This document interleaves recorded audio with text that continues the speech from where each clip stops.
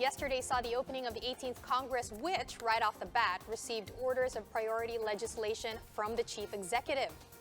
Meanwhile, the president warned some government offices to improve their services soon. Shaila Francisco has the report.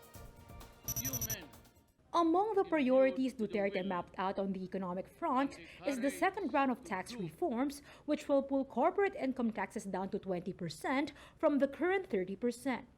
And despite already certifying it as urgent, he again called on Congress to prioritize the sin tax measure. We have pursued tax reforms to fund our poverty reduction programs. I therefore implore Congress to immediately pass Package 2 of the Comprehensive Tax Reform Program, or the Trabaho Bill, which shall gradually lower the corporate income tax and rationalize and improve fiscal incentives. It will energize our MSMEs and encourage them to expand their business and hopefully generate 104 million jobs in the coming years. I am also asking Congress to pass the remaining packages of my administration's tax reform program and the bills that would further raise excise tax on, very good, let us do it, tobacco and alcohol.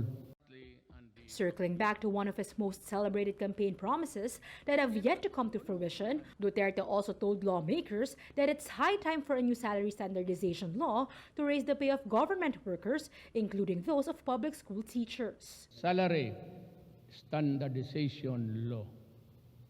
Ngayon na. And to the teachers, alam mo dito, who toil and work tirelessly to educate our young. Kasali na po dito yung hinihingi ninyo. Hindi naman masyadong malaki, pero it will tide you over during this hard time. A little bit bigger than before.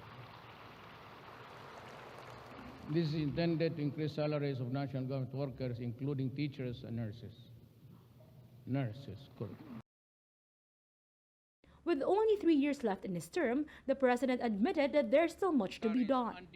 Duterte vowed to go after those who would stand in the way of his administration's agenda, like those who would continue polluting the waters of Manila Bay. On January 27, 2019, we officially started the Manila Bay rehabilitation. Though we have a long way to go, we are encouraged by the test results of the waters near Padre Faura. We will relocate informal settlers. I hope it can happen during my time. Along the waterways and shut down establishments that continue to pollute and poison our waters. President Duterte also addressed issues surrounding the entry of the country's third telco. He challenged the Total community to provide fast and reliable telco services while issuing a categorical denial that the selection process had been marred with corruption. Recall that Dennis Oy, the man behind the local firms in Total, backed Duterte's presidential bid. We also paved the way for the entry of third telecommunication provider. Do not worry about this. There is no corruption at all. I guarantee you, upon the grave of my father, I do not talk to them. I just say, just do your work. And kung maaari, according to what the specifications are required by this government. Finally, the chief executive touted the signing of the Ease of Doing Business law. Still, he called on several government offices to step up their game in responding to the public's needs, or else I signed the Ease of Doing Business and Efficient Government Service Delivery Act, a significant piece of legislation to improve service delivery and fight corruption still until now. However, much is to be done in ensuring our responsiveness to the people's needs. The LTO, SSS, BIR, LRA, and Pag-ibig are the top 5 agencies that need to drastically improve their service. I reiterate my directive to the government and instrumentalities including the LGUs and the government corporations. Simplify. You can do it electronically.